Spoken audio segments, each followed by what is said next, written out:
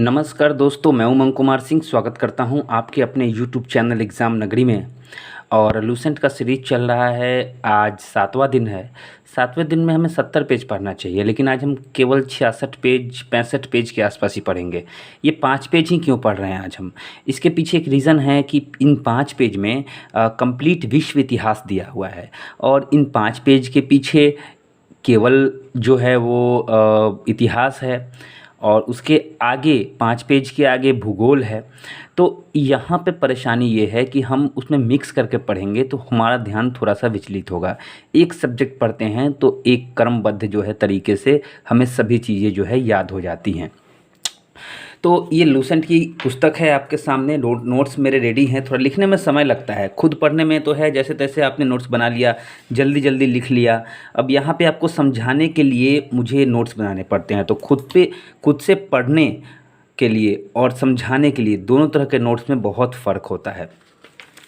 तो आइए यहाँ पे मैं आपको दिखाता हूँ ये चैप्टर जो है विश्व इतिहास का, हमें जो आज पढ़ना है, आज हम क्या पढ़ने वाले हैं। ये यहाँ पे देखिए, विश्व इतिहास यहाँ से शुरू होता है। ये पेज नंबर है 59। ये पेज नंबर है 59, और 59 से ये विश्व इतिहास यहाँ से शुरू होता है। यहाँ से पूरा इतिहास जो हमने 6 दिनों में केवल जो है पूरा समाप्त कर लिया, लगभग 58 पेज। अब यहाँ से हम लोग 59, 60, 61, 62, 63, 64 यानी कि 59 और 64 6 पेज जो है हम लोग आज पढ़ेंगे केवल। और फिर कल हम लोग 65 से शुरू करेंगे भूगोल, और भूगोल के बाद हम लोग पूरा जो है पूरा भूगोल 10-10 पेज करके पढ़ते जाएंगे। भूगोल ज़्यादा दूर तक हमें नहीं पढ़ना है। अब माफ़ कीजिएगा, भूगोल थोड़ा सा लंबा चैप्टर है, उसके बाद सारे ही चैप्टर बहुत छोटे छोटे हैं। तो मैं बता दूं कि पूरे लूसेंट का जो है, लूसेंट की आत्मा वो इतिहास भूगोल नागरिक, हम लोग जो बचपन में पढ़ते थे इतिहास भूगोल नागरिक की पुस्तक, इसी में पूरा लूसेंट है। बाकी सब बहुत ही कम पेज, 2-3 दिन में ख़त्म होने वाले हैं। तो भूगोल बहुत ही इम्पॉर्टेंट चैप्टर है, इसे हम लोग बिल्कुल भी स्किप नहीं करेंगे, और बिना स्किप किए हुए हम लोग सब कुछ पढ़ेंगे ध्यान से। तो आइए शुरू करते हैं विश्व इतिहास। तो ये 6 पेज देखते हैं नोट्स में मैंने इसको कहाँ जगह दी है। तो ये नोट्स बुक है, और नोट्स बुक में जो है विश्व इतिहास में मैंने आज शायद समरी नहीं बनाया। अगर मैंने समरी नहीं बनाया तो कोई बात नहीं, लेकिन आप लोग ज़रूर बनाएंगे। देखिए यहाँ पे हमें कौन कौन सी चीज़ें पढ़नी है विश्व इतिहास में। हमें विश्व इतिहास में टोटल जो है,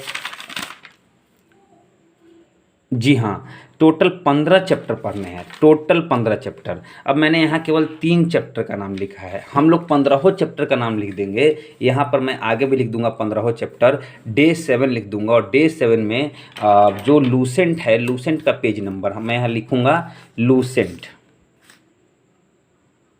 क्योंकि मैंने पूरा जो है एक में लेके चला था, लेकिन यहाँ से हम लोग कट करते हैं। यहाँ से जो है हम लोग ने यहाँ तक ही पढ़ा था इतिहास, यहाँ से विश्व इतिहास शुरू होता है। तो विश्व इतिहास केवल यहीं तक नहीं, ये काफ़ी नीचे तक 15 हो सकता है कि 15 चैप्टर तक आए। तो लूसेंट में जो है यह कितने पेज में है, 59 से 64 पेज।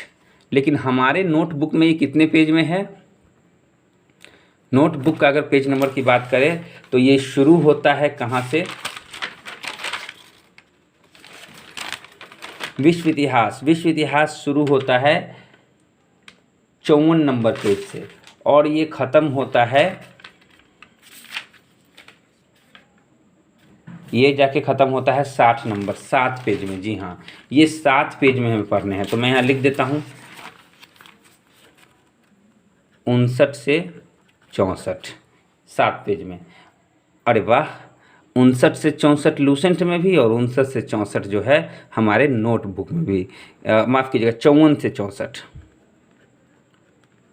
54 से 64 भी नहीं है, ये 54 से 60 है। मैंने ऊपर वाला ही कॉपी कर लिया, मैं पूरा कट कर 54 से पेज नंबर 60 तक। तो ये हो गया नोटबुक का पेज, ये होगा लूसेंट का पेज। चलिए बिना देर किए हुए मैं लेके चलता हूँ आपको अपनी नोटबुक पे, और पेज नंबर 54 देख लेते हैं।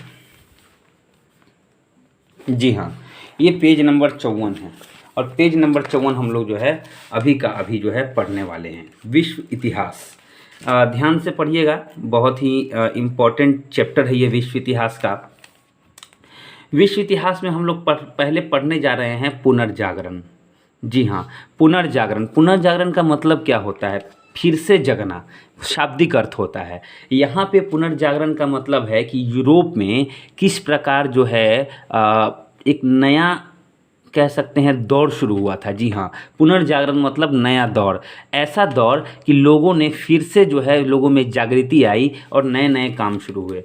पुनर्जागरण का प्रारंभ जो माना जाता है वह इटली का फ्लोरेंस नगर जाना जाता है। हम इस विश्व इतिहास में विश्व की महत्वपूर्ण घटनाओं के बारे में पढ़ेंगे, तो जो कि हमारे एग्ज़ाम का पार्ट हमेशा बनती हैं। तो प्रारंभ में ये जो पुनर्जागरण का प्रारंभ है ये कहाँ माना जाता है? इटली का फ्लोरेंस नगर, एक ऐसा नगर जहाँ से अलग अलग तरीके की जो है रचनाएं, अलग अलग तरीके की खोज शुरू हुआ और यहाँ से लोगों में नई जागृति आई। तो प्रारंभ कहाँ से माना जाता है? इटली के फ्लोरेंस नगर से।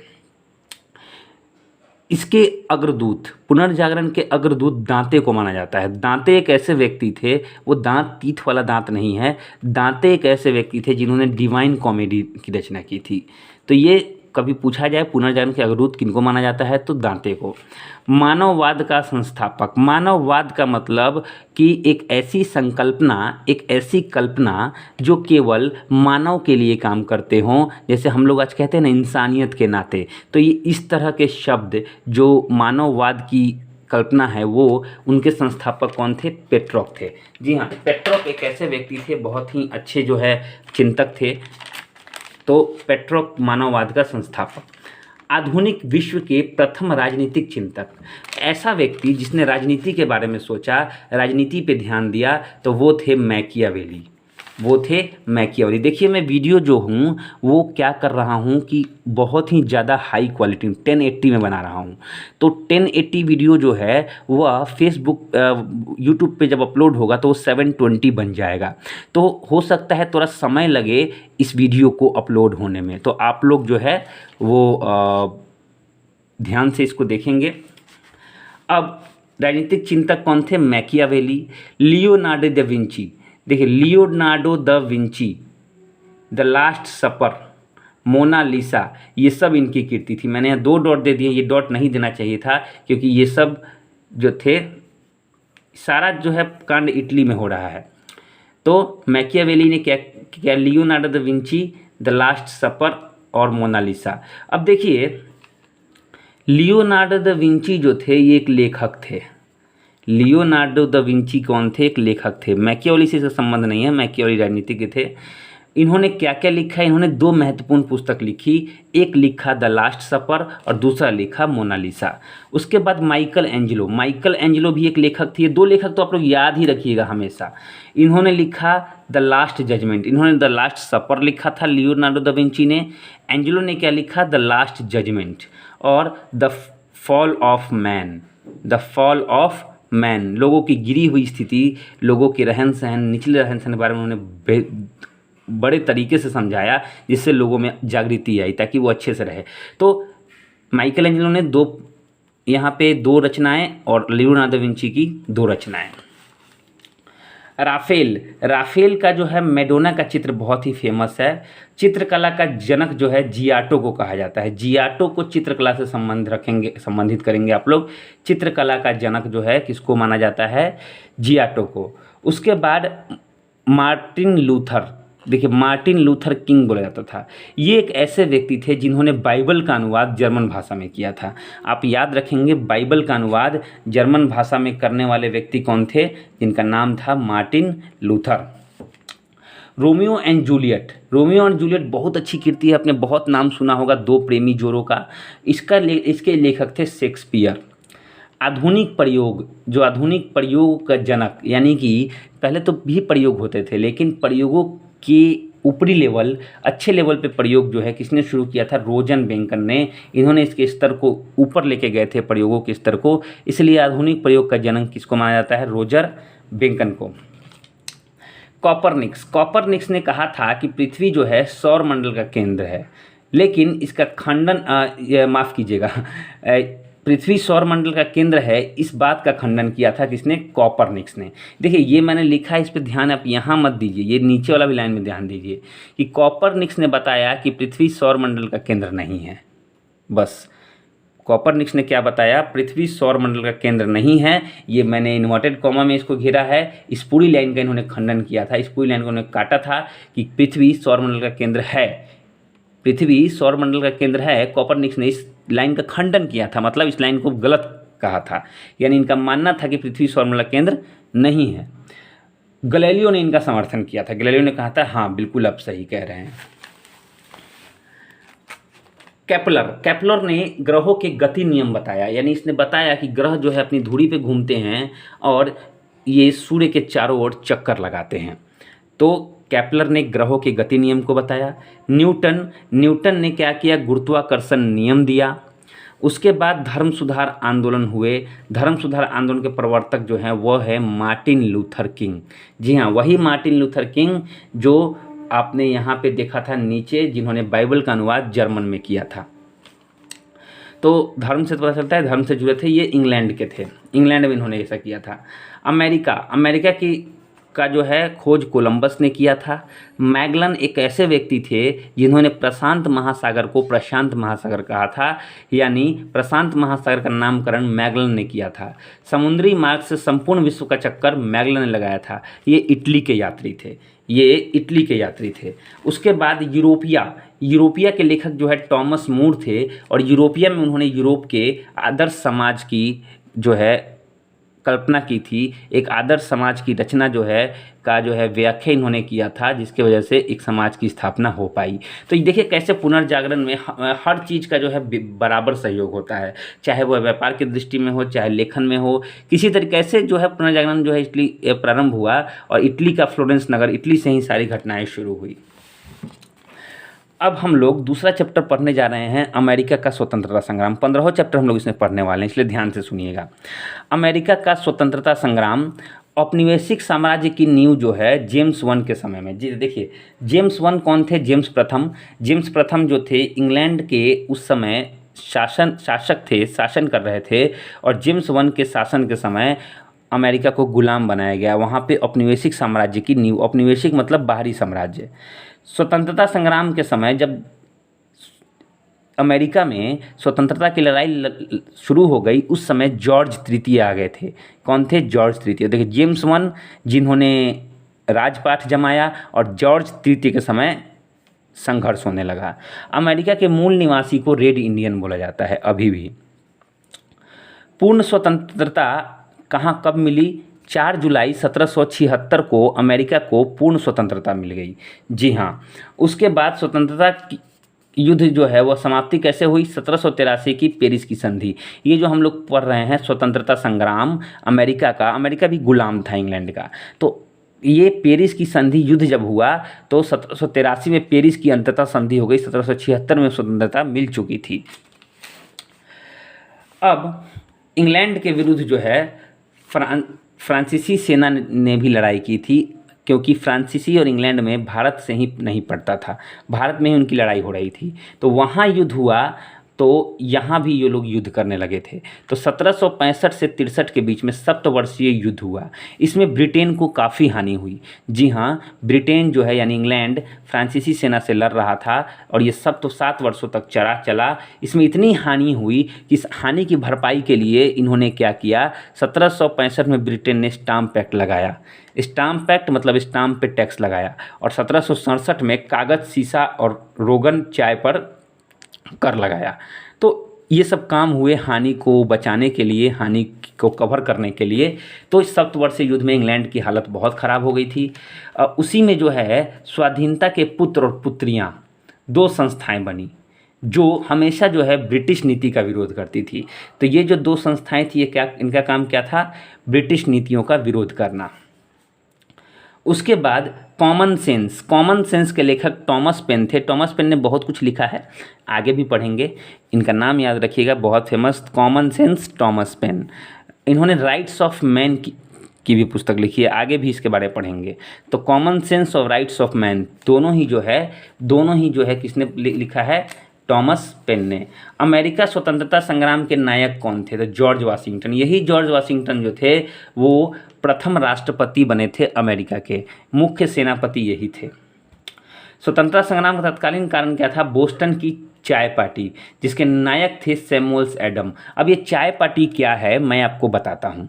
चाय पार्टी इंग्लैंड को जो है सबसे अधिक फ़ायदा चाय के व्यापार से होता था, और चाय जो है वह एक बोस्टन एक बंदरगाह था। बोस्टन जो था एक बंदरगाह था जहाँ पर चाय की कई सारी पेटियां जो हैं वो वहीं से व्यापार होती थी, वहीं से आती जाती थी।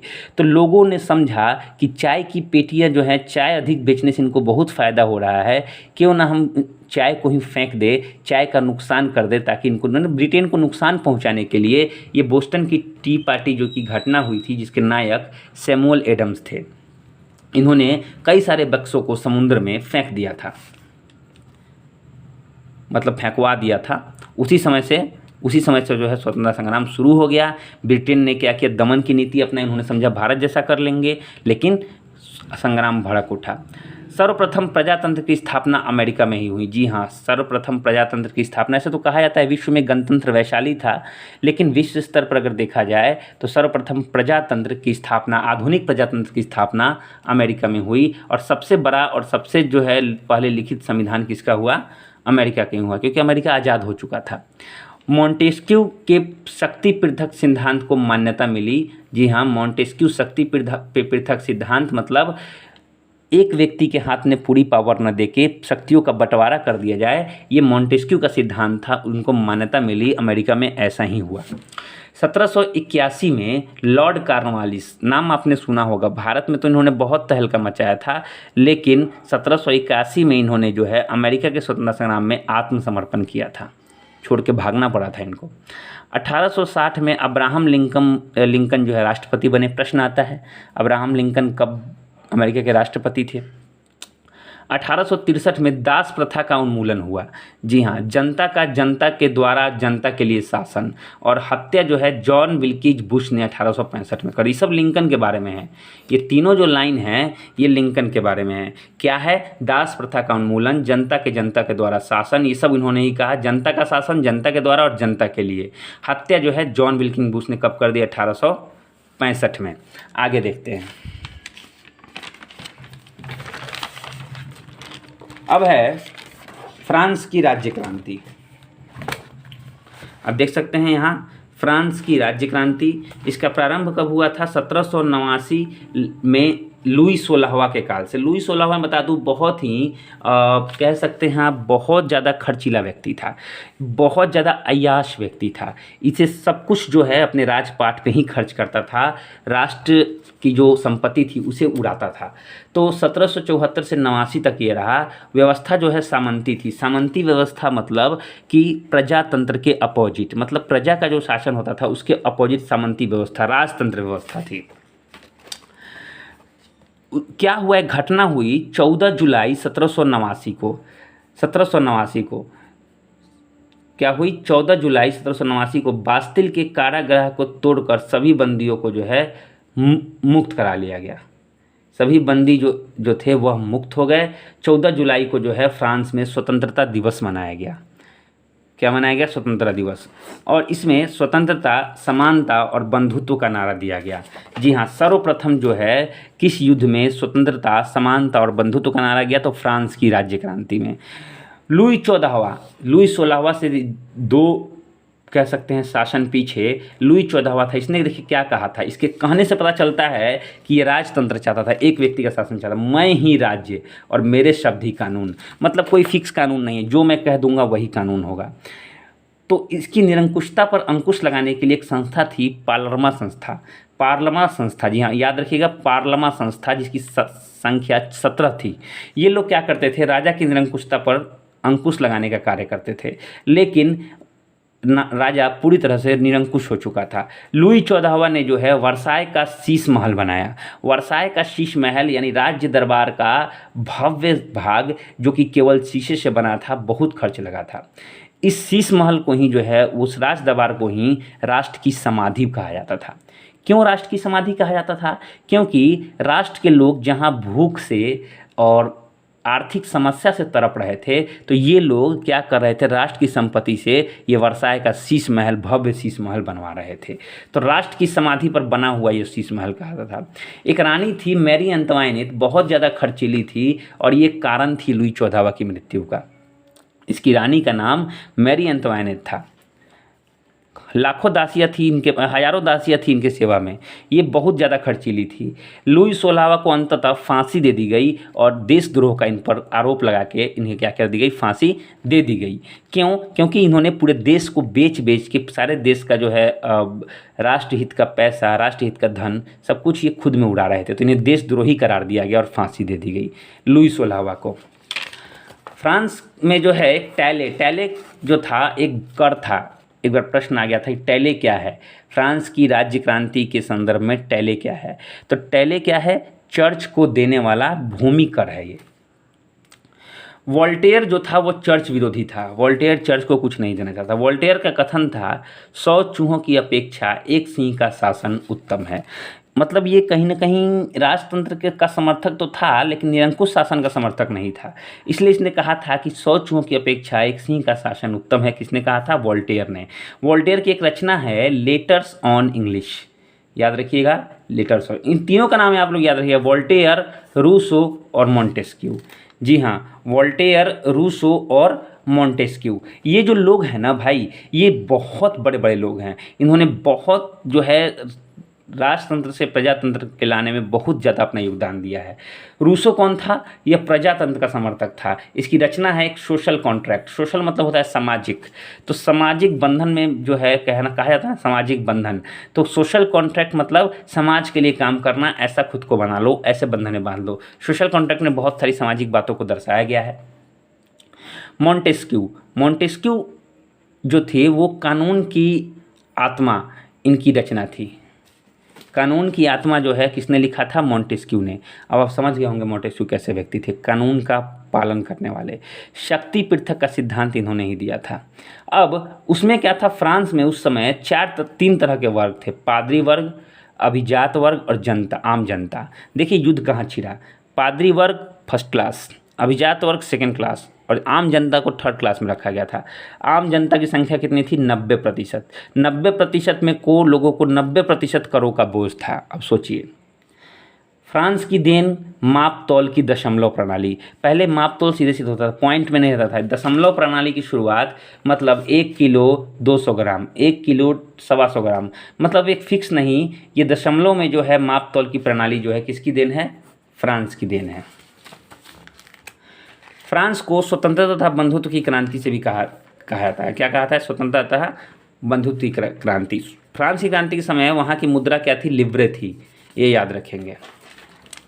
अब एक व्यक्ति है नेपोलियन, ध्यान से पढ़िएगा नेपोलियन को, पूरी कहानी फ्रांस की नेपोलियन पे है।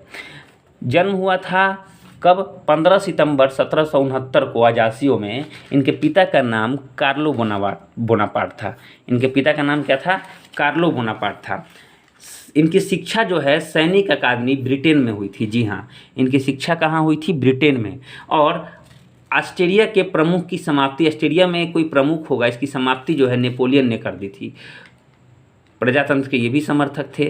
फ्रांस में इन्होंने डायरेक्टरी शासन का अंत किया था, मतलब शासन एक व्यक्ति के हाथ में रहे, एक किसी बड़े अधिकारी के हाथ में रहे, बड़ा अधिकारी सब कुछ करे, इस तरह के शासन का अंत उन्होंने 1799 में कर दिया था।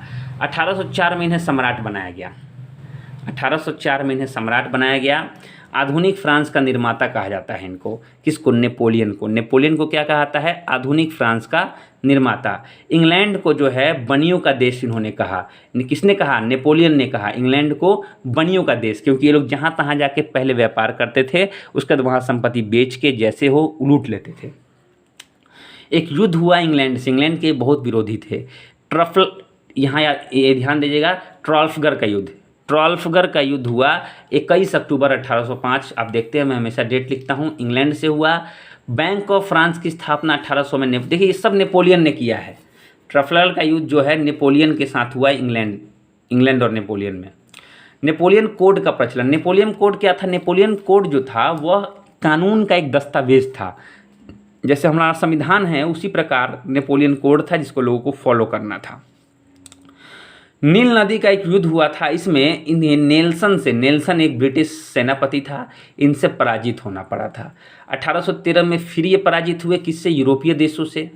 अब यूरोपीय देशों ने इन्हें क्या किया? एल्बा तक खदेड़ दिया। अब एल्बा से ये क्या किए? पुनः जो है भागकर जो है सम्राट बने।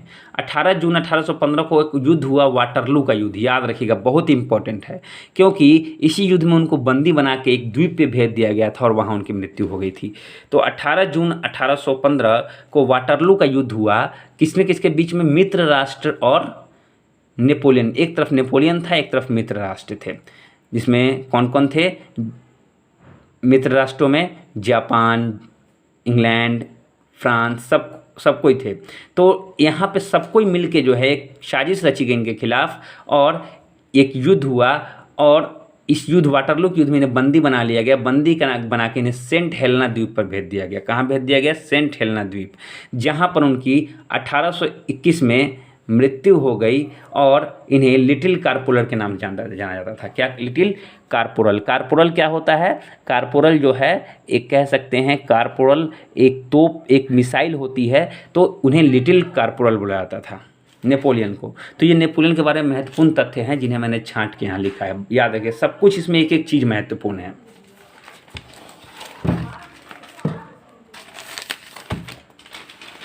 नेपोलियन के पतन का कारण क्या था? रूस पर आक्रमण। जी हाँ, इसने गलती कर दी थी, रूस पर आक्रमण कर दिया था। रूस बहुत शक्तिशाली था, ऐसे तो जारशाही था रूस में, लेकिन रूस को बहुत लोगों का समर्थन था।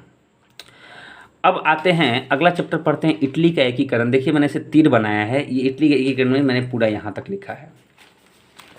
तो इटली के एकीकरण के जनक जो थे वो जोसेफ मेजनी थे। इटली के एकीकरण का जनक जो है किनको माना जाता है? जोसेफ मेजनी को। इनका जन्म कहाँ हुआ था? जिनेवा में। इनका बहुत बड़ा योगदान था। देखिए पूर्वार्ध यानी एकीकरण से पहले इटली जो था 13 छोटे छोटे राज्यों में बटा हुआ था। जैसे हमारा देश छोटे छोटे साम्राज्यों में बटा हुआ था, छोटे छोटे राज्यों में, उसी प्रकार इटली भी 13 राज्यों में बटा हुआ था। तो एकीकरण की बहुत आवश्यकता थी। एकीकरण का मुख्य बाधक ऑस्ट्रिया था, क्योंकि ऑस्ट्रिया ने जो था इटली के कुछ साम्राज्य पे, कुछ राज्यों पे कब्जा जमा रखा था, जिसे वो छोड़ने को तैयार नहीं था। एकीकरण को अंतर्राष्ट्रीय समस्या जो है काउंट काउर ने बनाया था। इटली के एकीकरण को अंतर्राष्ट्रीय समस्या, अंतर्राष्ट्रीय स्तर पर उभारने का श्रेय काउंट काउर को जाता है। एकीकरण में अगुवाई किसने की थी? एक देश था सार्डिनिया पिडमोर। सार्डिनिया पिडमोर ने जो है अगुवाई की थी। एकीकरण की तलवार गैरीबाल्डी को बुलाता है। गैरीबाल्डी ने लाल कुर्ती सेना, जी हाँ लाल सेना अलग चीज़ है, ये लाल कुर्ती सेना का जो है इन्होंने गठन किया था। उसके बाद एकीकरण हुआ तो दो जो थे, देखिए इसमें दो जो छोटे छोटे राज्य थे वो नहीं मिल पा रहे थे, एकीकरण नहीं हो पा रहा था। फाइनली लोम्बार्डी तथा सार्डिनिया के मेल से एकीकरण संभव हो पाया। लोम्बार्डी तथा सार्डिनिया के मेल से जो है एकीकरण संभव हो पाया। और उस समय सार्डिनिया के शासक कौन थे? विक्टर, आप ध्यान देंगे, विक्टर एमुनियल। तो विक्टर एमुनियल जो थे वो उस समय सार्डिनिया के शासक थे। इटली का जन्म फाइनली हो गया 2 अप्रैल 1860 को। इटली आज़ाद हो गया। इटली जो है मतलब आज़ाद तो नहीं, गुलाम तो नहीं था, छोटे छोटे राज्यों में बटा था, एकीकरण हो गया। 1871 में इसकी राजधानी रोम बनाई गई। कब बनाई गई? 1871। तो प्रश्न आएंगे कि इटली की राजधानी कब से जो है रोम है, तो कब बनी? 1871 में ही बन गई थी। उसके बाद यहाँ पे देख सकते हैं आप, नवयुवक, जी हाँ नवयुवक के नेतृत्व का समर्थक मेजनी करते थे। मेजनी हमेशा जवान लोग जो थे वो उन्हें लगता था कि युवा जो है हमेशा आगे रहते हैं। एकीकरण में जो है 1871 में काउंट काउर ने अपना योगदान दिया। एकता का जन्मदाता नेपोलियन को कहा था। राष्ट्रीय एकता जो समय लोगों में उभर के आई, ये नेपोलियन का ही योगदान था। तो ये इटली के एकीकरण से संबंधित कुछ तथ्य। अब आते हैं जर्मनी का एकीकरण। अब देखिए जर्मनी का एकीकरण बिस्मार्क द्वारा जो है जर्मनी का एकीकरण किया गया। बिस्मार्क कौन था? तो प्रशासक एक थे विलियम प्रथम, इनका प्रधानमंत्री था। प्रशा मतलब क्या होता है? जर्मनी का सबसे शक्तिशाली राज्य प्रशा था। इसी के शासक विलियम वन थे और इनका प्रधानमंत्री बिस्मार्क था। अधिक भय इनको कहाँ से था? जर्मनी को फ्रांस से। फ्रांस एक बहुत बड़ा बाधक था। जर्मनी में राष्ट्रीय का संदेशवाहक नेपोलियन बोनापार्ट ने दिया। नेपोलियन बोनापार्ट ने राष्ट्रीय एकता का सुझाव किया, बहुत अच्छे अच्छे भाषण दिए, रचनाएं की। आर्थिक राष्ट्रवाद के पिता फ्रेडरिक लिस्ट को माना जाता है। आर्थिक राष्ट्रवाद के पिता किनको माना जाता है? फ्रेडरिक लिस्ट को। डाइट एक संसद है, डाइट जर्मनी की संसद को बुलाता है जहाँ पे राष्ट्रीय बैठक होती थी। यहाँ पे 1815 से 1850 तक ऑस्ट्रिया का शासन रहा था जर्मनी पर। जी हाँ, जर्मनी पर किसका शासन था? ऑस्ट्रिया का। और उसके चांसलर जो थे, ऑस्ट्रेलिया के चांसलर कौन थे? मेटरनिक थे, मेटरनिक। तो यहाँ पे ऑस्ट्रेलिया के संस्थापक चांसलर कौन थे? मेटरनिक थे। 1862 में बिस्मार्क जो है प्रशा का चांसलर बना। अब मज़ा आएगा क्योंकि बिस्मार्क आ गया चांसलर बन के। उस समय वो क्या था? प्रधानमंत्री था। बिस्मार्क को बाजीगर कहा था। किसने? विलियम प्रथम ने। जो विलियम प्रथम थे प्रशासक, इसको बाजीगर बोलते थे। हारी हुई जीती भी, बाजीगर का मतलब होता है हारी हुई बाजी को जीत लेना। तो ऑस्ट्रिया का आत्मसमर्पण हो गया। फाइनली ऑस्ट्रिया को नुकसान हुआ, उसे छोड़ना पड़ा जर्मनी को। 1866 में यहाँ पे सेरोजोवा के युद्ध में, किसके युद्ध में? सेरोजोवा। तो किसने सेरोजोवा के युद्ध में छोड़ा जर्मनी को? ऑस्ट्रिया ने। ऑस्ट्रिया ने आत्मसमर्पण कर दिया। 23 सितंबर 1866 को प्राग की संधि हुई और प्राग की संधि साथ ऑस्ट्रिया, जो कि एक समय था जर्मनी पर हुक्म जमाता था, इसको खुद भी जर्मनी संघ में शामिल होना पड़ा। तो ऑस्ट्रिया जो है जर्मनी संघ में शामिल हो गया। प्राग संधि के तहत विलियम वन का राज्याभिषेक हुआ, उनको राजा बनाया गया और वर्साय का जो है महल उनको मिला। वर्साय के महल में इनका क्या हुआ? राज्याभिषेक हुआ। फाइनली अंतिम युद्ध जो लड़ा गया एकीकरण के समय, वह सूडान का युद्ध था। यानी सूडान के युद्ध के बाद जो है एकीकरण हो पाया। और उस समय फ्रांस और प्रशा, जो फ्रांस जिसे कहते हैं कि अधिक भय फ्रांस से था, फ्रांस और प्रशा जो थी वो जर्मनी की सबसे ताकतवर राज्य था। इन दोनों में समझौता हो गया। फ्रैंकफर्ट की संधि बोलते हैं इसको। ये 1871 में हुआ, 10 मई 1871 को, जिसके तहत ये कहा गया कि फ्रांस आप हम पे आक्रमण नहीं करेंगे। सीधे ये लिया गया, यही संधि हुई थी। आगे देखते हैं रूसी क्रांति। समाजवाद का नाम आपने सुना होगा। समाजवाद जो है, समाजवाद का जन्म कब हुआ? रूसी क्रांति में हुआ। जी हाँ, समाजवाद का जन्म जो है रूसी क्रांति में ही देखा गया। सर्वप्रथम प्रयोग जो है रॉबर्ट ओवन ने किया समाजवाद का। समाजवाद मतलब कि समाज का राज, एक समाज का राज्य। समाज और साम्राज्यवाद में क्या अंतर होता है? समाजवाद मतलब देशवासियों का, नागरिकों का राज, और साम्राज्यवाद मतलब सम्राट का राज्य। बस इतना याद रखिएगा। वैज्ञानिक साम्राज्यवाद, कार्ल मार्क्स ने तरीका बताया किस प्रकार वैज्ञानिक तरीके से समाजवाद लाया जा सकता है। तो वैज्ञानिक समाजवाद के जनक कौन थे? Karl Marx. ये जर्मन के निवासी थे, ये जर्मनी निवासी थे कार्ल मार्क्स। इनकी रचना थी, कार्ल मार्क्स की रचना देखिए, रचना लिखा है मैंने, क्या क्या रचना थी? दास कैपिटल और कम्युनिस्ट मैनिफेस्टो। साम्राज्यवाद जो थे, माफ़ कीजिएगा, साम्यवाद। अब साम्राज्यवाद से आगे साम्यवाद पर इनके समर्थक थे सेंट साइमन। साम्यवाद का मतलब क्या होता है? साम्यवाद का मतलब होता है यह समाजवाद की तरह ही होता है, लेकिन हर व्यक्ति का एक व्यक्तिगत अधिकार को भी यहाँ देखा जाता है। अब दुनिया के मजदूर एक हो, ये कार्ल मार्क्स ने अपने अपने भाषण देते थे ये लोग, तो बहुत ही फेमस है, दुनिया के मजदूर एक हो। किसने कहा था? कार्ल मार्क्स ने कहा था रूसी क्रांति के समय।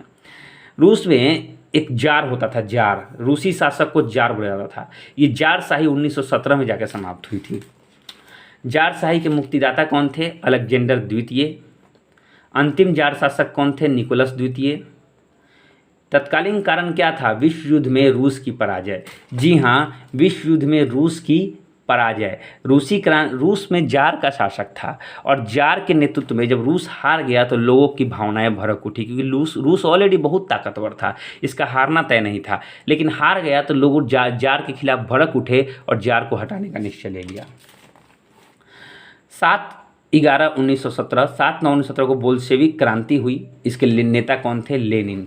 बोल्शेविक का मतलब मैं बता दूं, बोल्शेविक का शाब्दिक अर्थ होता है बहुत अधिक संख्या में, बहुसंख्यक को बोल्शेविक बोलते हैं। तो बोल्शेविक क्रांति के नेता कौन थे? लेनिन। और इन्होंने लाल सेना का लाल सेना का गठन उस समय हुआ था, जिसका गठन किसने किया था?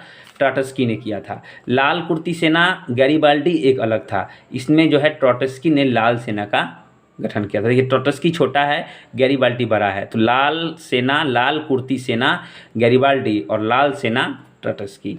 लेनिन का एक चेका संगठन था, ये गुप्तचर संगठन था। एक जार, एक चर्च, एक रूस, ये किसने कहा था? निकोलस द्वितीय। निकोलस द्वितीय कौन था? अंतिम जार शासक। आप देख सकते हैं निकोलस द्वितीय कौन था?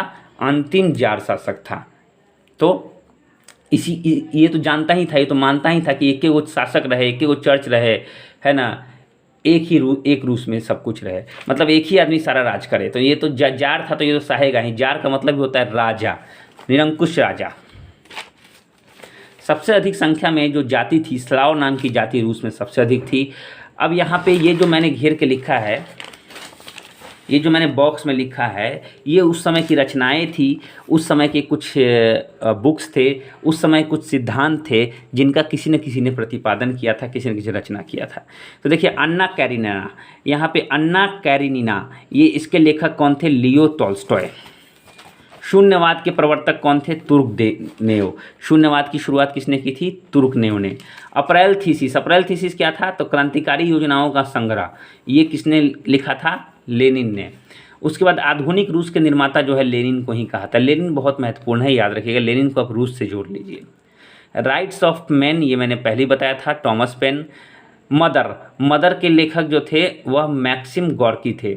स्थायी सिद्धांत के प्रवर्तक कौन थे? ट्रोट्स्की थे। युद्ध का अंत करो, किसने कहा था? लेनिन ने कहा था। कि कब कहा था? प्रथम विश्व युद्ध के दौरान। ये सब प्रश्न आ जाते हैं कभी कभी, तो इस सब चीज़ को आप लोग को ध्यान में रखना है, एक बार छोटा सा नोट्स बना लेना है। अब आते हैं औद्योगिक क्रांति। प्रारंभ हुआ था इंग्लैंड में। औद्योगिक क्रांति का प्रारंभ कहाँ हुआ था? इंग्लैंड में। उसी का असर था कि लोग भारत में भी आए थे। क्यों हुआ था औद्योगिक क्रांति? तो कच्चे माल की आवश्यकता थी, वस्त्रों की आवश्यकता थी, मतलब व्यापार की आवश्यकता थी। पक्की सड़क बनाने की विधि किसने लाया? मैकडम ने पक्की सड़क बनाने की विधि जो है लाई थी। औद्योगिक क्रांति के समय ये सब हुआ था। 1814 में पहला भाप इंजन रॉकेट बना था।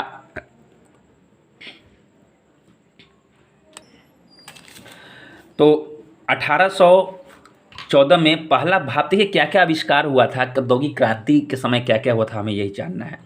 1814 में आविष्कार तो बहुत सारे हुए थे, लेकिन औद्योगिक क्रांति समय क्या क्या चल रहा था? पहला भाप इंजन रॉकेट बना था, जॉर्ज स्टीफेंसन ने बनाया था। सेफ्टी लैंप, हम्फ्री डेवी, आप लोगों ने नाम सुना होगा, 1815 में। ये तो महत्वपूर्ण है, VBI लिख लीजिए इसको, क्योंकि ये महत्वपूर्ण भी है। और ये कब बना था? ये औद्योगिक क्रांति जब शुरू हुई थी इंग्लैंड में तब बना था। तो हम्फ्री डेवी ने सेफ्टी लैंप बनाया। तेज चलने वाला शटल 1733 में बना था, जॉन ने बनाया था। स्पिनिंग जेनी, घूमने वाला जो होता है, पानी की शक्ति से घूमने वाला, 1767 में रिचर्ड आर्कराइट ने बनाया था। और घोड़ों द्वारा चलाया जाने वाला करघा कार्टराइट ने बनाया था। तो ये कुछ आविष्कार थे जो औद्योगिक क्रांति के समय बने थे। अब इंग्लैंड में क्रांति देखिए, 8वां चैप्टर इंग्लैंड में क्रांति कब शुरू हुई थी? 1642 में। जी हाँ, इंग्लैंड को आप लोग जानते होंगे कि इसने सबको गुलाम बनाया, लेकिन एक समय ऐसा भी आया था कि इंग्लैंड में गृह युद्ध छिड़ा हुआ था। उस समय भारत में इनकी पकड़ कमज़ोर पड़ गई थी, एक समय ऐसा था। 1642, याद कीजिए 1642 में क्या क्या चीज़ें हुई थी। 1642 में इंग्लैंड अपने पांव जमा ही रहा था भारत में। उस समय उसने गुलाम नहीं बना था, व्यापार चला रहा था।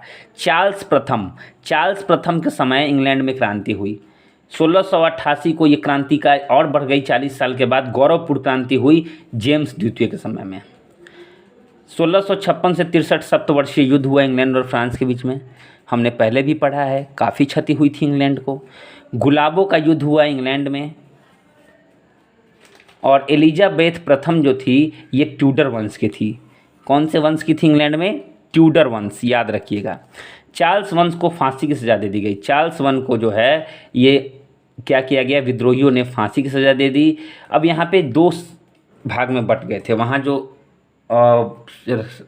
प्रजा थी 2 भाग में बट गई थी। एक थी राजा के समर्थक, एक संसद समर्थक। तो फांसी किसने दी? राजा तो है ये था चार्ल्स वन, तो राजा समर्थक तो नहीं ये देंगे, इन्हें फांसी दे दी संसद के समर्थकों ने। ये चाहते थे कि प्रजातंत्र हो और राजा चाहता था कि राजतंत्र हो।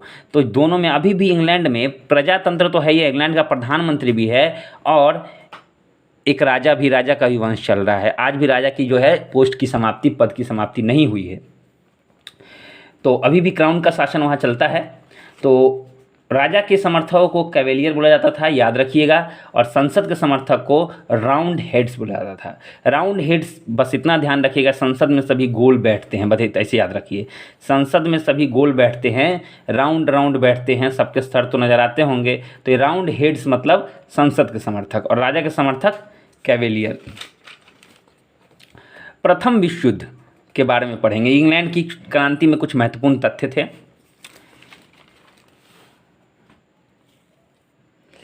अब प्रथम विश्व युद्ध देखिए, प्रथम विश्व युद्ध में पूरा विश्व दो गुट में बट गया। एक तरफ थे मित्र राष्ट्र, एक तरफ थे धुरी राष्ट्र। तो आप पहले जान लीजिए मित्र राष्ट्र में कौन कौन थे। मित्र राष्ट्र में था अमेरिका, जी हाँ, मित्र राष्ट्र में कौन था? अमेरिका, जापान, इंग्लैंड, रूस और फ्रांस। मित्र राष्ट्र में 5 देश थे, जबकि धुरी राष्ट्र में 6 देश थे, लेकिन मजबूत देश नहीं थे। यहाँ पाँचों के पाँचों मजबूत थे, और यहाँ 6 लोग थे, जर्मनी, इटली, तुर्की, बुल्गारिया, ऑस्ट्रिया और हंगरी, ये सब थे।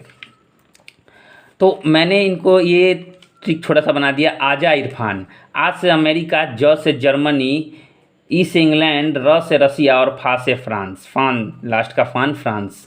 तो आजा इरफान मतलब मित्र राष्ट्र, और धुरी राष्ट्र का मुझे कुछ ट्रिक सूझा नहीं है, आपको लगे तो आप बना लीजिएगा। तो ये धुरी राष्ट्र में जर्मनी, इटली, तुर्की, बुल्गारिया, ऑस्ट्रिया, हंगरी, तो ये लोग थे। तो अब इन दोनों में युद्ध कैसे प्रारंभ हुआ आगे देखते हैं। आखिर हुआ कैसे भाई युद्ध ही इतना बड़ा। 28 जुलाई 1914 को प्रारंभ हुआ, 14 से 18 के बीच में हुआ था। क्यों, कैसे प्रारंभ हुआ? तो ऑस्ट्रिया ने सार्बिया पर आक्रमण कर दिया। ऑस्ट्रिया ने सार्बिया पर आक्रमण किया, और सार्बिया के जो समर्थक थे वो इंग्लैंड, अमेरिका, जापान, ये लोग, मतलब जैसे ही ऑस्ट्रिया ने जो है सार्बिया पर आक्रमण किया, इसके समर्थन में मित्र राष्ट्र के कुछ देश आ गए। तो यहाँ पे अब इसके समर्थन में आ गए, तो ऑस्ट्रेलिया के समर्थन में भी धुरी राष्ट्र के देश आ गए। तो टोटल जो है 37 देशों में भाग लिया। ये जो आप देख रहे हैं मित्र राष्ट्र और धुरी राष्ट्र, ये 2 महत्वपूर्ण शक्तिशाली देशों की का यहाँ पे एक गठबंधन टाइप का दिखाया गया है। उसके बाद काला हाथ, काला हाथ क्या था? सार्बिया की गुप्त क्रांतिकारी संस्था थी। द्वितीय विश्व युद्ध के दौरान सार्बिया की गुप्त क्रांतिकारी संस्था को क्या कहा था? काला हाथ कहा था। तो याद रखिएगा, काला हाथ पूछेगा तो कंफ्यूज हो जाएगा, ये काला हाथ अब कहाँ से आ गया। जर्मनी ने रूस पर जो है आक्रमण किया, कब? 1 सितंबर 1914 को, और फ्रांस पर आक्रमण किया 3 सितंबर 1914 को। देखिए जर्मनी का कितना मन बढ़ा हुआ था। रूस और फ्रांस, ये दो बहुत मजबूत राष्ट्र था, और दोनों पर आक्रमण कर दिया। तो जिसका मन बढ़ेगा लास्ट में तो हारेगा ही, क्योंकि ये लोग मजबूत राष्ट्र थे। 4 सितंबर 1914 को जो है इंग्लैंड शामिल हो गया। जब रूस पर आक्रमण करेंगे तो रूसी के ग्रुप में देखिए इंग्लैंड भी है, इंग्लैंड आ गया सपोर्ट में। उसके बाद 26 अप्रैल 1915 को इटली शामिल हो गया। अब जर्मनी के यहाँ देखिए, जर्मनी के समर्थन में कौन खड़ा हो गया? इटली खड़ा हो गया। उस समय अमेरिका के राष्ट्रपति वुडरो विल्सन थे। प्रथम विश्व युद्ध के समय, ये प्रश्न हमेशा आता है, प्रथम विश्व युद्ध के समय अमेरिका के राष्ट्रपति कौन थे? Woodrow Wilson. अमेरिका कब शामिल हुआ? 16 अप्रैल 1917 को। जी हाँ, जब युद्ध समाप्त होने वाला था उसके 1 साल पहले। कब? तो जर्मनी द्वारा इंग्लैंड का जहाज़ एक था लुसितानिया। देखिए अमेरिका नहीं शामिल होता, अमेरिका को युद्ध से ज़्यादा कुछ मतलब नहीं था, लेकिन जर्मनी ने गलती कर दी। उसने इंग्लैंड का एक जहाज़ था जिसका नाम था लुसितानिया, लुसितानिया को डुबा दिया, लुसितानिया पर आक्रमण किया, उसको डुबा दिया। अब इसमें 158 जो यात्री थे वो अमेरिकी थे, 158 जो पैसेंजर्स थे वो अमेरिकी थे। तो अमेरिका ने अपने नागरिकों की मौत का बदला लेने के लिए उसने जर्मनी को पे आक्रमण करना शुरू कर दिया, और इसलिए वो जो है शामिल हो गए। जैसे ही आक्रमण किया ये भी शामिल हो गया। समाप्ति कैसे हुई भाई इसकी? इतना बड़ा युद्ध उलझ गया। तो सितंबर 1918 बुल्गारिया, अक्टूबर 1918 तुर्की, और नवंबर, सितंबर, अक्टूबर, नवंबर, तीनों साल देखिए 1918। तो इसमें याद करने की ज़्यादा आवश्यकता नहीं है। बुल्गारिया, तुर्की और ऑस्ट्रिया हंगरी, बुल्गारिया, तुर्की और ऑस्ट्रिया हंगरी, यानी यानी बात, आ ह मतलब बात के लिए आए हैं, बात के लिए आए हैं। देखिए अभी अभी मैंने ट्रिक बना दिया। तो बात के लिए आए हैं मतलब बुल्गारिया, तुर्की, ऑस्ट्रेलिया, हंगरी, इन सब लोगों ने क्या किया, आत्मसमर्पण कर दिया, युद्ध से पीछे हट गए। ये सब लोग जो हैं युद्ध से पीछे हट गए। उसके बाद जर्मन के जो सम्राट थे विलियम द्वितीय, इन्होंने इस्तीफ़ा दे दिया। कब? 10 नवंबर 1918 को इन्होंने क्या किया, अपने पद से इस्तीफ़ा दे दिया। अंततः जर्मनी के जो चांसलर थे जिसने युद्ध शुरू किया था, इनका नाम था माफ़ कीजिएगा, जर्मनी ने युद्ध शुरू किया था, उस समय चांसलर थे फ्रेडरिक एल्बर्ट। इन्होंने युद्ध विराम की घोषणा की। इन्होंने कहा कि अब हम कोई आक्रमण नहीं करने वाले हैं, युद्ध को समाप्त कीजिए। तो जून 1918 में जो है पेरिस शांति सम्मेलन हुआ। अमेरिका, ब्रिटेन और फ्रांस के जो है प्रतिनिधि वहाँ पहुँचे और सबने मिलकर निर्णय लिया कि युद्ध को समाप्त कर दिया जाए। तो प्रथम विश्व युद्ध की समाप्ति कैसे हुई? पेरिस शांति सम्मेलन से, जून 1918। सबसे अधिक नुकसान किसको हुआ? जर्मनी को। वर्साई की संधि जर्मनी को करनी पड़ी, क्योंकि यहाँ तो जर्मनी का भाई विलियम टू इस्तीफा देके भाग गए, चांसलर बचे, उन्होंने हाथ जोड़ लिया। तो वर्साई की संधि कीजिए। अब भाई संधि तो करनी पड़ेगी, बड़ा मन बढ़ा हुआ था जर्मनी का पहले से। 1 लाख सेना सीमित कर दी गई जर्मनी का। जर्मनी को कहा गया कि आप 1 लाख से अधिक सेना नहीं रख सकते हैं। उसके बाद वायु सेना तथा पनडुब्बी रखने का अधिकार छीन लिया गया। इसको कहा गया जर्मनी को इस वर्साई की संधि में कि वायु सेना तथा पनडुब्बी आप नहीं रख सकते। और जितने भी उपनिवेश थे जहाँ जहाँ जर्मनी शासन कर रहा था, सभी बांट लिए सब लोगों ने, मित्र राष्ट्रों ने जो है आपस में बांट लिए और उस पर 6 अरब 10 करोड़ पाउंड का जुर्माना भी किया जर्मनी पर, युद्ध का हार जाना। तो देखिए जर्मनी को कितना नुकसान हुआ। तो कौन से देश को? जर्मनी को प्रथम विश्व युद्ध से अधिक नुकसान हुआ। क्या क्या चीज़ें नुकसान हुई आपके सामने हैं और क्यों हुई वो भी आप समझ गए होंगे। चीनी क्रांति ये सब में हम थोड़ा सा इंपॉर्टेंट चीज़ों को ही पढ़ेंगे। चीनी क्रांति जब हुई थी उस समय मंचू राजवंश का शासन था। तो मंचू राजवंश जो था उस समय 1911 में इसका पतन हो गया और नेता थे सन्यात सेन। याद रखिएगा, सन्यात सेन का नाम याद रखिएगा। चीनी क्रांति का नाम आते ही सन्यात सेन। 1911 में चीन में गणतंत्र शासन पद्धति की शुरुआत हुई। किसके द्वारा? सन्यात सेन के द्वारा। बहुत फेमस है, जहाँ तहाँ गांधी जी की तरह इनको गांधीये हैं ये चीन के, इनका पुतला मिलेगा। सन्यात सेन के सिद्धांत क्या थे? देखिए इनके सिद्धांत से समझ में आएगा। राष्ट्रवाद, लोकतंत्रवाद और सामाजिक न्याय, एकदम गांधी जी थे ये। चीन का राष्ट्रपिता, देखिए आ गया ना, चीन का राष्ट्रपिता कहा था इन्हें, सन्यात सेन को। 1925 में इनकी मृत्यु हो गई। 1925 में मृत्यु हो गई। 2-3 साल जैसे तैसे चला। 1928 में क्रांति तो यहाँ से शुरू हुई, गृह युद्ध शुरू हो गया। चीन के अंदर गृह युद्ध शुरू हो गया और गृह युद्ध की समाप्ति जो है माओ त्से तुंग ने की। 1949 में माओ त्से तुंग ने वहाँ गणराज्य की स्थापना की। अब वो उन्होंने कहा कि जब राष्ट्रपति और ये सब ठीक है, सबके लिए चुनाव होंगे, लोगों का शासन, गणराज्य की स्थापना की। प्रथम अध्यक्ष जो थे खुद माओ त्से तुंग थे और प्रथम प्रधानमंत्री चाउ एन लॉर्ड थे। खुले द्वार की नीति प्रथम बार वहीं पे अपनाई गई। तो क्वेश्चन आते हैं कि खुले द्वार की नीति कहाँ अपनाई गई? चीनी क्रांति के दौरान। चीन का द्वार खोलने का श्रेय ब्रिटेन को जाता है। जी हाँ, आजकल आप देखते होंगे चीन में औद्योगिक, आपको लगता होगा कि हमेशा औद्योगिक क्रांति छिड़ा हुआ है, इतना आविष्कार करता है, सब इतनी चीज़ें बनाता है, इतने नैनो टेक्नोलॉजी है। क्यों? क्योंकि एक समय ऐसा आया था कि चीन ने के जो है द्वार खोल दिए गए थे व्यापार के लिए, जिसको व्यापार करना है आके कीजिए। यहाँ तक कि ब्रिटेन ने भारत में भी जो है चीन के व्यापार पर जो है अपना अधिकार नहीं रखा था। एक समय था ऐसा, सब व्यापार कीजिए, तो ब्रिटेन को जाता है। खुले द्वार की नीति के संस्थापक कौन थे? जॉन हे, इन्हीं का विचार था। चीन को एशिया का मरीज बोला जाता है। देखिए चीन को एशिया का मरीज बोला जाता है, यूरोप का मरीज तुर्की को बोला जाता है और एशिया का मरीज चीन को बोला जाता है। याद रखिएगा हमेशा। कम्युनिस्ट पार्टी की स्थापना 1921 में वहाँ हुई थी और तब से सरकार जो है चली। इसी कम्युनिस्ट पार्टी के ये व्यक्ति थे जिनका नाम था माओ त्से तुंग। अब देखिए तुर्की का नाम आया तो तुर्की के बारे में हमें पढ़ना है 11वां चैप्टर। यूरोप का मरीज कहा जाता था तुर्की को। तुर्की को यूरोप का मरीज कहा जाता है अभी भी। आधुनिक तुर्की का निर्माता क्यों कहा जाता है? क्योंकि यहाँ ऐसा नहीं है मरीज़ ज़्यादा है। तुर्की का यूरोप का मरीज़ इसलिए कहता है कि यूरोप में हमेशा इसकी स्थिति लगभग गड़बड़ाई हुई रहती है, इसकी स्थिति कभी बहुत अच्छी नहीं हुई। आधुनिक तुर्की का निर्माता मुस्तफ़ा कमाल पाशा, ये नाम आप लोग रट लीजिए, इस नाम को आप लोग दिमाग में रख लीजिए। ये नाम जो है ना, मैं इसे घेर देता हूँ, देखिए मुस्तफ़ा कमाल पाशा, इस नाम को आप जीवन में कभी मत भूलिएगा, क्योंकि तुर्की का नाम आते ही मुस्तफ़ा कमाल पाशा एक ऐसे व्यक्ति जिन्होंने तुर्की में कंप्लीट कह सकते हैं तुर्की को सुधार दिया था। देखिए कैसे, आतातुर्क तुर्की का पिता, आतातुर्क का मतलब होता है, मैंने पिता लिखा है, आतातुर्क का मतलब तुर्की का पिता। किसको कहा जाता है? मुस्तफ़ा कमाल पाशा को। जी हाँ, इन्होंने तुर्की को बनाया। एक युद्ध हुआ था गल्लीपोती का युद्ध, और इस गल्लीपोती के युद्ध में जो है ये विजयी हुए थे। 1919 जिस समय भारत में जलियांवाला बाग हत्याकांड हुआ था, उस साल अखिल तुर्क कांग्रेस का प्रथम अधिवेशन की अध्यक्षता किन्होंने की थी? मुस्तफ़ा कमाल पाशा।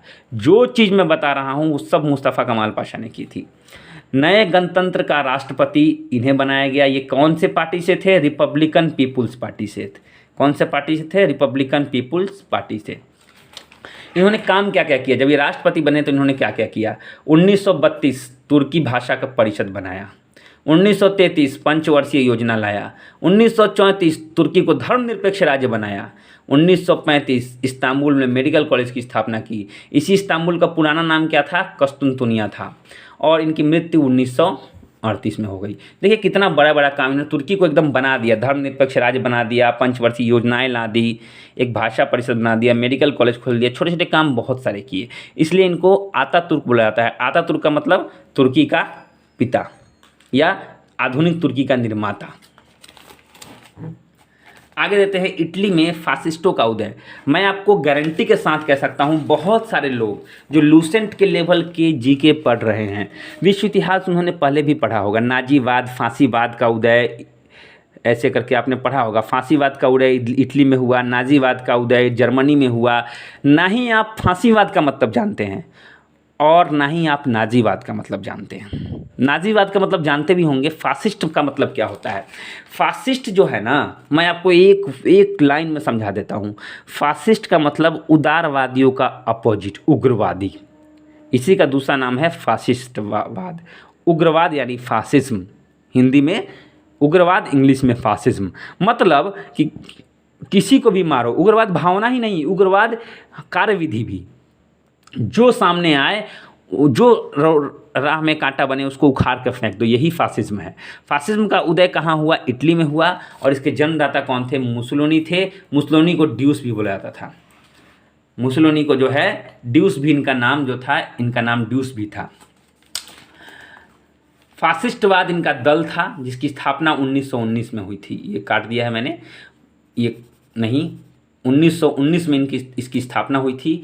और मुसोलिनी जो थे 10 जून 1939 को मित्र राष्ट्रों के विरुद्ध इसने युद्ध कर दिया। देखिए कितना ज़्यादा जो है, इटली बहुत बड़ा क्षेत्र नहीं था, और इस छोटे से क्षेत्र के एक शासक ने, मुसोलिनी ने क्या किया, मित्र राष्ट्रों के विरुद्ध जो है युद्ध छेड़ दिया, जिसमें इसकी हार हुई, क्योंकि मित्र राष्ट्र अब जीत नहीं सकते। इंग्लैंड, जापान, फ्रांस सब उसी में है। अंत जो है 28 अप्रैल 1945, किसका अंत? मुसोलिनी का भी अंत और इसके फासिस्टवाद का भी अंत हो गया 28 अप्रैल 1945 को। जर्मनी में नाजी दल की स्थापना हिटलर की थी। हिटलर का जन्म हुआ था 20 अप्रैल 1889 को। जी हाँ, प्रथम विश्व युद्ध में जर्मनी की ओर से इन्होंने लड़ाई की थी। प्रथम विश्व युद्ध में ये कहाँ से लड़े थे? जर्मनी की ओर से। इनकी पार्टी थी national socialist German workers party, याद रखिएगा, national socialist German workers party. और इसके नेता बने थे, नेता को फ्यूहर बुलाया जाता है। कौन नेता थे इसके? हिटलर थे। फ्यूहर नेम नहीं है, फ्यूहर का मतलब नेता। तो फ्यूहर का मतलब क्या होता है ये पूछा जाए तो नेता, ऐसे प्रश्न आए हुए हैं। और हिटलर थे नेता इसके, अपने नाजीवाद के। नाजीवाद भी फासिस्टवाद की तरह है, अंतर सिर्फ होता है कि नाजीवाद में थोड़ा सा अधिक हिंसा होती है, इसलिए गांधी जी हिटलर को सपोर्ट नहीं करते थे, हमने पहले पढ़ा था। हिटलर की एक आत्मकथा है मेन कैंप हिटलर ने जो है जेल में लिखी है। जी हाँ, मेन कैंप हिटलर ने जो है कहाँ लिखी है? जेल में। एक समय आया था हिटलर को मित्र राष्ट्रों ने जो, मित्र राष्ट्र कह रहे हैं, हिटलर को जो है मित्र राष्ट्रों ने हरा के जो है जेल में बंद कर दिया था। तो मेन कैंप उन्होंने उसी जेल में जो है मेन कैंप की रचना की थी। ये इनकी आत्मकथा है। इसका मतलब होता है मेरा संघर्ष। मेन कैंप का मतलब मेरा संघर्ष। 30 जनवरी 1933 का समय जब हिटलर जो है चांसलर बना था। हिटलर चांसलर बना, राष्ट्रपति हिंडेनबर्ग ने उन्हें क्या बनाया, चांसलर। राष्ट्रपति हिंडेनबर्ग जो थे उस समय जर्मनी के जो थे वो राष्ट्रपति थे और इन्होंने किसको चांसलर बनाया, हिटलर को। लेकिन एक घटना हुई 1934, 21 साल के बाद हिंडेनबर्ग की मृत्यु हो गई। हिंडेनबर्ग मारे तो नहीं गए, इनकी मृत्यु हो गई और हिटलर जो है सर्वे सर्वा, अब ये राष्ट्रपति भी हिटलर हो गया और मतलब सारा चार्ज जो है हिटलर ने खुद ले लिया। एक गोस्टाम्पो गुप्तचर संस्था, देखिए गोस्टाम्पो, गो से गुप्तचर और स्टाम्पो मतलब संस्था, गुप्तचर संस्था जो थी वो जर्मनी की थी, इसको गोस्टाम्पो बोला जाता था। एक राष्ट्र एक नेता का नारा किसने दिया, हिटलर ने। जर्मन सुरक्षा परिषद की स्थापना की हिटलर ने 4 अप्रैल 1933 को। 1 सितंबर 1939 को इसने क्या किया, पोलैंड पर आक्रमण कर दिया, जो कि द्वितीय विश्व युद्ध का बहुत मुख्य कारण था। पोलैंड पर जर्मनी का आक्रमण ये द्वितीय विश्व युद्ध का महत्वपूर्ण तत्कालिक कारण था। हिटलर की विस्तारवादी नीति का पहला शिकार ऑस्ट्रिया हुआ। आप लोग जानते हैं ऑस्ट्रिया को किस तरह जर्मनी ने खुद में मिला लिया था। 16 मार्च 1935 को हिटलर ने अनिवार्य सैन्य सेवा कर दी, मतलब नागरिकों को सैन्य सेवा में भाग लेना है। 30 अप्रैल 1945 द्वितीय विश्व युद्ध की जब समाप्ति की ओर था तब उसने क्या कर लिया, आत्महत्या कर लिया। तो एक ऐसा व्यक्ति हिटलर जिसने आत्महत्या की थी, आत्महत्या के तरीके से मरा था वो। जापानी साम्राज्यवाद का मतलब लोग जानते होंगे, जापान में राजा का शासन था और इसका सबसे पहला शिकार चीन बना था। चीन को सबसे पहले हड़पा गया था। जापान में आधुनिकीकरण का प्रारंभ जो है मुत्सुहितो एक वर्ग था लोगों का, इन्होंने आधुनिकीकरण का प्रारंभ किया था। 1905 में रूस को हराया। देखिए ये जो घटना है ना, ये सब घटना कैसे, हम जब भारतीय स्वतंत्रता संग्राम के बारे में लिखते हैं तो पता चलता है। इस घटना से भारतीयों को बहुत बड़ी सीख मिली थी कि जो आक्रमण ये जो लड़ने का दौर शुरू हुआ था, इन्हीं सभी छोटी छोटी प्रेरणाओं से। जी हाँ, फ्रांस की क्रांति, रूस की क्रांति, जापानी साम्राज्यवाद। देखिए इसमें क्या हुआ, रूस को हरा दिया जापान ने, जबकि जापान रूस से ज़्यादा शक्तिशाली नहीं था। तो इससे भारतीयों को भी सीख मिली थी। 20, देखिए मेरा हाथ ले जाने पर ना पीछे का जो है वो धुंधला हो जाता होगा, इसलिए मैं हाथ हटाते ही जैसे ही हटाऊंगा क्लियर हो जाएगा। देखिए 20 मार्च 1933 को राष्ट्र संघ की सदस्यता से त्याग पत्र दे दिया इसने। किसने, जापान ने। हम जापान के बारे में पढ़ रहे हैं। जापान का भी मन बहुत ज़्यादा बढ़ा हुआ था, मैंने जर्मनी के बाद एक नंबर था जापाने का था। इतना मन बढ़ा हुआ था, इसने क्या किया, अमेरिका के 9 सेना कैंप पर हमला किया। जापान का लगातार हमला, एक पर्ल हार्बर द्वीप था, उसी पे नौसेना कैंप था और बहुत बड़ा अड्डा था ये नौसेना का। ज़बरदस्त फायरिंग की गई। इससे तंग आकर एक बार चेताया गया, दोबारा हमला इन्होंने किया। इस कारण जो है 2 लगातार 6 सितंबर और 9 सितंबर, जी हाँ 6 सितंबर और माफ़ कीजिएगा 6 अगस्त और 9 अगस्त, मैं सितंबर बोल रहा हूँ, 6 अगस्त और 9 अगस्त। 6 अगस्त को हिरोशिमा पर और 9 अगस्त 1945, दोनों ही 1945 है, नागासाकी पर क्या गिराया गया, बम गिराया गया। पहले बम का नाम था लिटिल बॉय, यानी छोटा, माने पहले छोटा ट्राई किया गया और तब फैटमैन बड़ा ट्राई किया गया। दोनों ही जो है अमेरिका द्वारा गिराया गया। दोनों किसके द्वारा गिराया गया, अमेरिका द्वारा। क्यों गिराया, इसका बड़ा कारण यही था। अंततः जापान ने जो है क्या किया, विश्व युद्ध में आत्मसमर्पण कर दिया, सरेंडर कर दिया। द्वितीय विश्व युद्ध के बारे में थोड़ा सा तथ्य पढ़ते हैं। जर्मनी का पोलैंड पर आक्रमण, मैंने बताया था द्वितीय विश्व का ये हिटलर ने करवाया था। 1 सितंबर 1939, देखिए यहाँ भी ये डेट है, 1 सितंबर 1939 को। समर्थन में जो है ब्रिटेन और फ्रांस दोनों आ गए थे। समाप्ति जो है ये हुई थी 2 सितंबर 1945 को। 1 सितंबर 1945 शुरू हुई, 2 यानी पूरे 6 साल लगे। 61 देशों ने भाग लिया, मतलब द्वितीय विश्व युद्ध में 37 देशों ने भाग लिया था, इसमें 61 देशों ने भाग लिया। बहुत बड़ा युद्ध चला था। इसमें एक ऑपरेशन था, ऑपरेशन बाराबोसा। ये जर्मनी जो थी रूस पर जब आक्रमण की थी, रूस को हराई थी ना जर्मनी, रूस को हरा दिया था। तो कैसे, ऑपरेशन बाराबोसा चलाकर। ऑपरेशन बाराबोसा क्या था, जर्मनी द्वारा रूस पर आक्रमण की योजना, बहुत अच्छी योजना थी, इसलिए इसका मैंने जिक्र किया है। अब जानते हैं कुछ महाशक्ति उस महाशक्ति के समय उस समय शासन किनका था? इंग्लैंड के प्रधानमंत्री द्वितीय विश्व युद्ध के समय कौन थे? Winston Churchill. जी हाँ, विंस्टन चर्चिल कौन थे? इंग्लैंड के प्रधानमंत्री।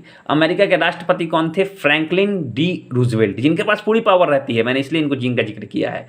इंग्लैंड के प्रधानमंत्री के पास, अमेरिका के राष्ट्रपति पास। अमेरिका के राष्ट्रपति कौन थे? फ्रैंकलिन डी रूजवेल्ट, 2 बार राष्ट्रपति, एकमात्र ऐसे अमेरिका के राष्ट्रपति हैं जो 2 बार लगातार रहे थे। जापान के प्रधानमंत्री कौन थे? Admiral Suzuki. एडमिरल सुजुकी ने ही क्या किया था? आत्मसमर्पण किया था। एडमिरल सुजुकी ने ही क्या था? समर्पण किया था। क्या परिणाम था? ये तो हमेशा लगभग आते रहता है कि द्वितीय विश्व युद्ध की सबसे बड़ी देन क्या है, सबसे बड़ा परिणाम क्या है, सबसे बड़ा पॉजिटिव परिणाम क्या है। निगेटिव परिणाम तो बहुत सारे हैं, जैसे कि हिरोशिमा पर हमला हुआ, जापान को तहस नहस कर दिया था। तो निगेटिव चीज़ें तो बहुत सारी हैं। एक पॉजिटिव किसी युद्ध का एक जो है अच्छा रिजल्ट क्या होगा, एक अच्छा योगदान क्या हो सकता है? तो द्वितीय विश्व युद्ध का एक योगदान था कि 1945 में संयुक्त राष्ट्र संघ की स्थापना हुई। आज भी संयुक्त राष्ट्र संघ है और ये सब देशों को एक दूसरे पर आक्रमण न करने की हिदायत देता है। ये संधि पर हस्ताक्षर हुए हैं और बहुत सारे देश इसके सदस्य हैं। तो क्या योगदान था द्वितीय विश्व का सबसे बड़ा? संयुक्त राष्ट्र संघ की स्थापना। तो दोस्तों देखिए, आज ये हमारा समाप्त हो गया। हमने इसे पूरा पढ़ा और पूरा जो है विश्व इतिहास की महत्वपूर्ण घटनाओं जो कि हमेशा परीक्षा का पार्ट बनते हैं, उनको हमने पूरा पढ़ लिया। अब देखिए, अब यहाँ थोड़ा ध्यान दीजिएगा आप लोग, जब ही जाइएगा नहीं, थोड़ा सा बस 1 मिनट आपका लूँगा। भूगोल शुरू है पेज नंबर 65 से। जी हाँ, पेज नंबर 65, मैं यहाँ 65 लिख देता हूँ, से भूगोल शुरू है। 65 से 75 हम लोग भूगोल में बहुत कुछ पढ़ने वाले हैं, जाइएगा नहीं। अगर हो सकता है बहुत सारे तथ्य आएंगे, लेकिन सबके बारे में हम लोग डिटेल में समझा ध्यान से जो है पढ़ेंगे। दोस्त तैयार रहिए, कुर्सी की पेटी बांध लीजिए। अब हम लोग लूसेंट में आगे बढ़ने वाले हैं भूगोल की ओर। आपका भी फ्लेवर चेंज होने वाला है। एक लाइक जरूर बनता है दोस्त मेरे वीडियो के लिए, तो आप देख रहे हैं तो लाइक जरूर किया कीजिए। आप लोग भूल जाते हैं लाइक करना। Thank you very much.